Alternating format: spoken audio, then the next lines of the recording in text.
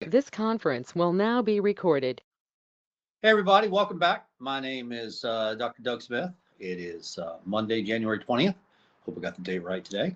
And we are beginning once again our Monday through Thursday, 1 p.m. Podcast. We are here for one reason only. We're here to share the truth, the science. If you want to know the truth behind the opioids, if you want to know the science behind the opioids, this is the place to be. We try to keep these podcasts down to 7, 8, 10, 12 minutes at a time. We try to keep them short so people can incorporate this into their day. Very excited about today's podcast. We just finished up the series of 4 graphs. You can go back and watch the last 5 podcasts. We showed all 4 graphs together, and then we showed each one of them individually. We just finished up the series of the 4 graphs. Those 4 graphs were our data. Those 4 graphs were from a clinical trial that we put together. Those 4 graphs were actually from data that we accumulated over 100,000 patient days. 100,000 patient days. That data is real. And what that data showed was, hey, if our people don't have access to buprenorphine and they've been taking the opioids long enough to be genetically damaged, when they try to stop taking the opioids, when they don't take the opioids, they get sick, dangerously sick. That type of sickness is a dysfunction in the nervous system. That type of sickness is a dysfunction in a major component of the body, the autonomic nervous system. And we went through the symptoms, and we also showed that when our people, when our people were sick with the sickness, they were craving an opioid to feel better. They weren't craving an opioid to get high. They were craving an opioid so they wouldn't be sick anymore. And then when they were craving the opioids, they would actually go out and buy stuff. And when they went out and buy stuff, they had a chance of dying. But then once they were on buprenorphine, our people weren't sick anymore. Our people weren't craving opioids anymore. Our people didn't go out and buy anything, and our people didn't die. That's what those 4 graphs show.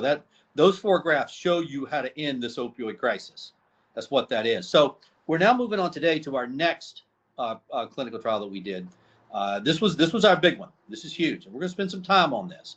There is an enormous amount of data on that graph in front of you. Okay, and when you look at that chart in front of you, it's intimidating. Okay, but we're going to break it down. We're going to make it easy. Okay, we're going to help you understand what's on that chart in front of you, because if you understand that chart in front of you, you understand what happened in the opioid crisis. And we're going to spend a few days on this chart, and we're going to take everybody through it. The first thing that I want you to notice is look at the difference in the gray and the white. Okay, we did this on purpose. That actually, believe it or not, took us a while, but we finally figured out a way. And what we're trying to do here is present the data in a way that if you just glance at this chart, just glance at it, you can understand what's going on. And as you can see, if you just glance at the chart, you see that it's divided into 4 separate regions, one on top of the other, 1, 2, 3, 4. Okay, and as you can see, the amount of gray differs in each region. It's much more gray on top and much less gray on the bottom. Okay, now the group on top, that's our people when they're sick. That's our people. Those are actually the people who volunteered to stop taking the opioids and go into sickness. And this is the data. This is the actual data. That's the data from our clinical trial. That's 15 people that were sick. And on the far left there, you see their adrenaline levels, epinephrine, norepinephrine, and dopamine. You see those on the far left. And then as you move from the far left over to the right, well, you see the answers to their, whether you call it the neurotoxicity scale or the autonomic dysfunction scale. And then you see their answers to the opioid craving scale. And then you see that they're total at the bottom and the averages and all that stuff. We'll go through all of this. Okay, we're going to break it down for you.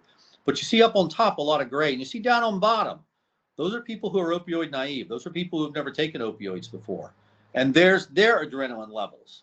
Okay, there's their epinephrine, their norepinephrine, their dopamine. They're on the bottom left. And then there's their answers to the neurotoxicity scale or the autonomic dysfunction scale. Sometimes we call it by both names. And then there's their answers to the opioid craving scales. And then the 2 in the middle, okay, the one on top is our people when they're sick. The next one down is our people 2 hours after 1 dose. 2 hours after 1 dose of buprenorphine. And look how much gray is gone. Now, there's still some gray there. Okay, there's still some abnormalities there. There's still some abnormalities in the adrenaline levels. There's still some abnormalities in the neurotoxicity scale, the autonomic dysfunction scale. There's still some abnormalities, not much, in the opioid craving scale. And then when you go down to the third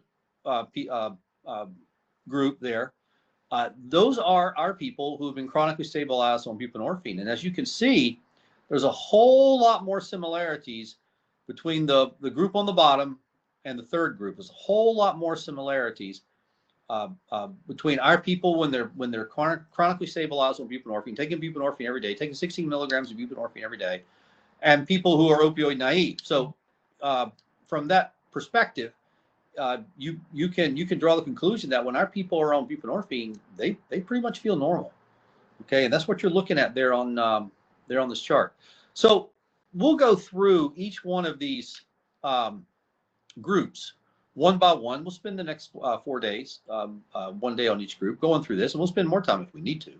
But I wanted to just lay that out there and kind of give you guys a quick overview. This is incredibly important data. Okay, and let's be clear on this. This is extremely important. This is the first time in the history of the world. This is the first time in the history of humankind. This is the first time ever anybody bothered to take the time to check adrenaline levels on people while they were in opioid withdrawal. Nobody had ever checked it before. It'd never been done before. We were the first to do it.